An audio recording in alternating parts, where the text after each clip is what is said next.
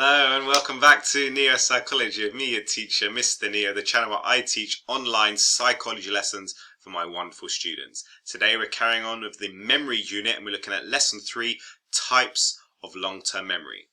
Let's get started.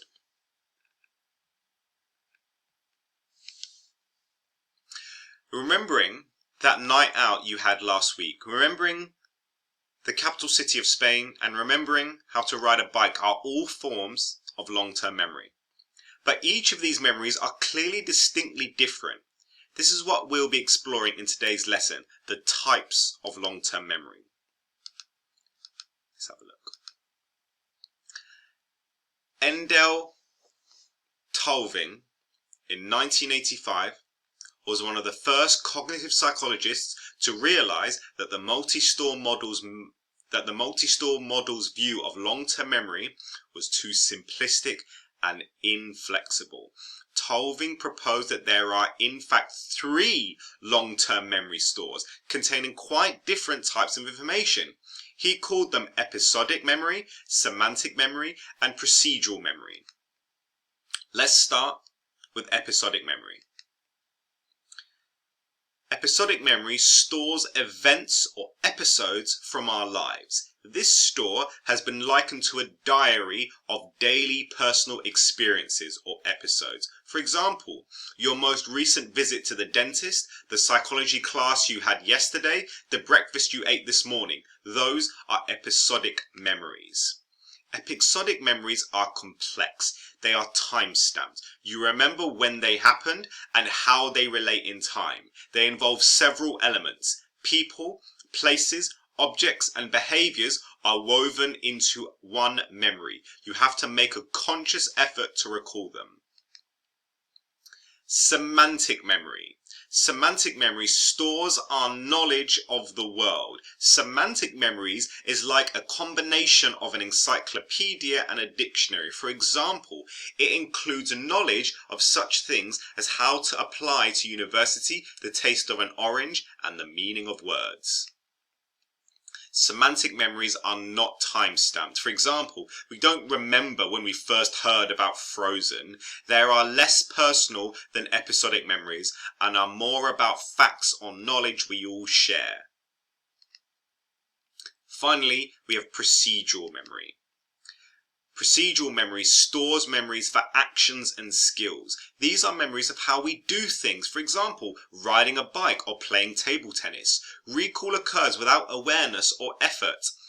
These skills or actions become automatic with practice. For example, explaining the step-by-step procedure, like changing gears, is hard because you do it without conscious recall. You don't sit on a bike and go, right, now it's time to push the pedal, now it's time to make your balance, right? You just do it, right? It's procedural memories.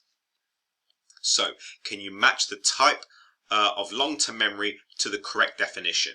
We've got a long-term memory store for our knowledge of the world. This includes facts and our knowledge of what words and concepts mean. These memories usually also need to be recalled deliberately.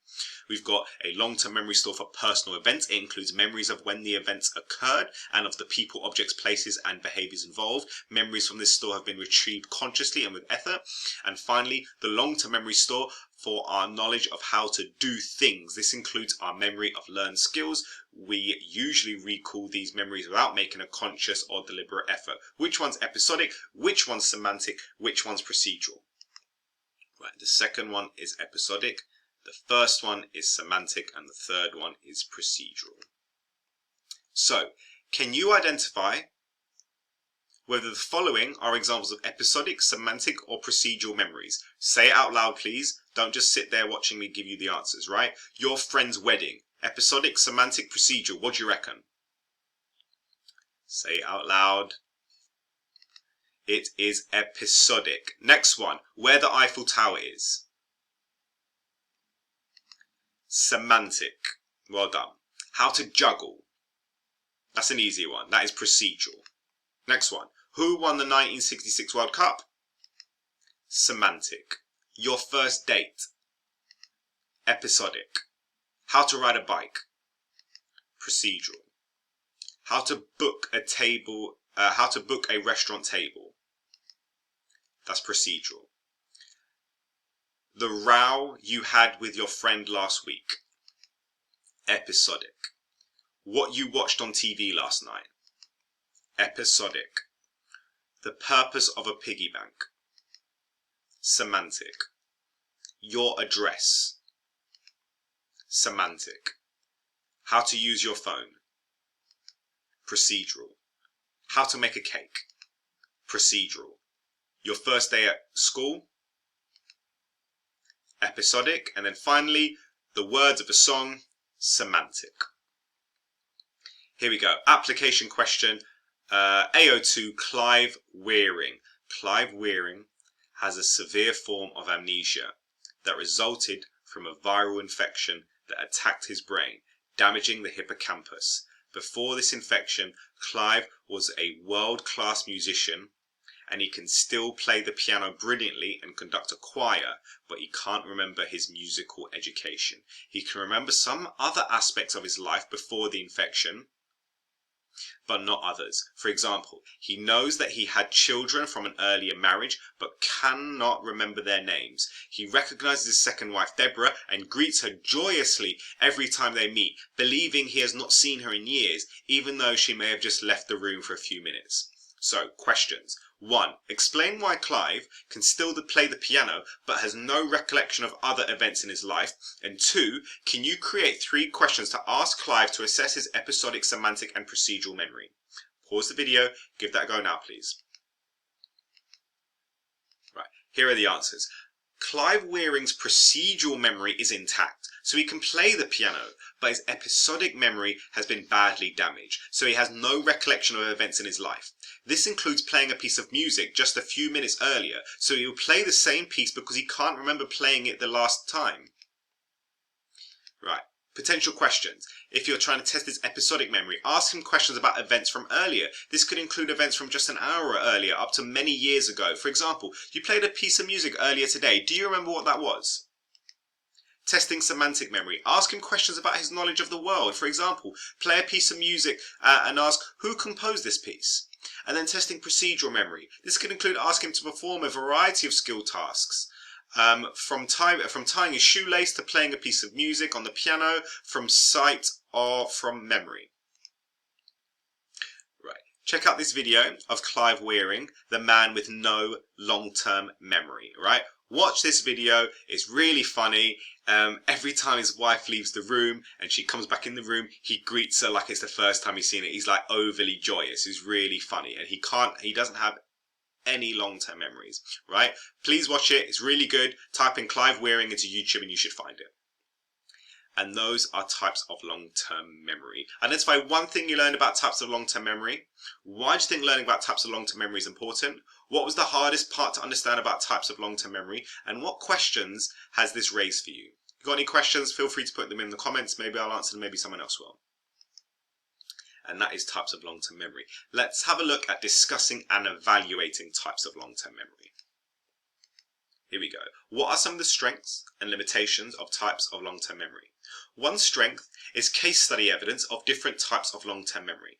Clinical studies of amnesia, like for example H.M. and Clive Wearing, showed both had difficulty recalling events that had happened to them in their past, their episodic memory, but their semantic memories were relatively unaffected. For example, H.M. did not need the concept of a dog explained to him.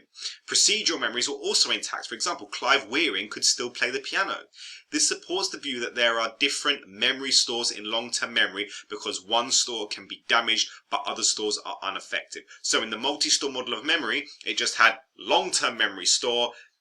Overly simplistic. What researchers found is there are multiple types of long-term memories. So this is a strength. Next one, problems with evidence from patients with brain damage. A criticism of research in this area is the reliance on patients with brain damage. It is difficult to conclude from patients such as HM the exact parts of the brain that are affected until after the patient has died. Also, damage to a particular area of the brain does not mean that this area is responsible for a particular behavior. This means that we cannot establish a causal relationship between a particular brain region and type of long-term memory. So this is a limitation. Finally, another strength is helping people with memory problems.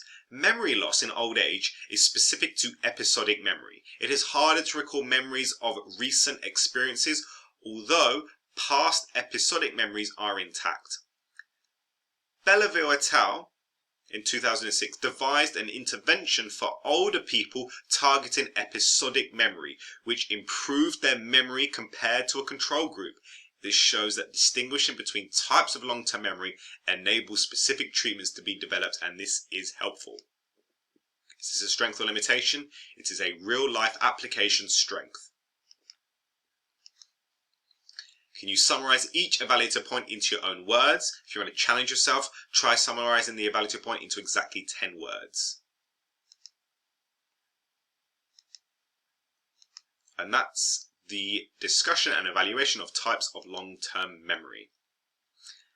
And that's it. That's lesson 3, types of long-term memory. Next lesson is lesson 4, the working memory model. Well done, my neo-psychologists. Good job today. I've been Mr. Neo. God bless and peace. I'm feeling like Will, I feel like a prince, I'm feeling myself. I'm loaded with bills, cause I wasn't blessed with no Uncle Phil. Don't know how it feels, I wanted to flex, they told me to chill. I'm making a flip, my life is a flick, now load up the film.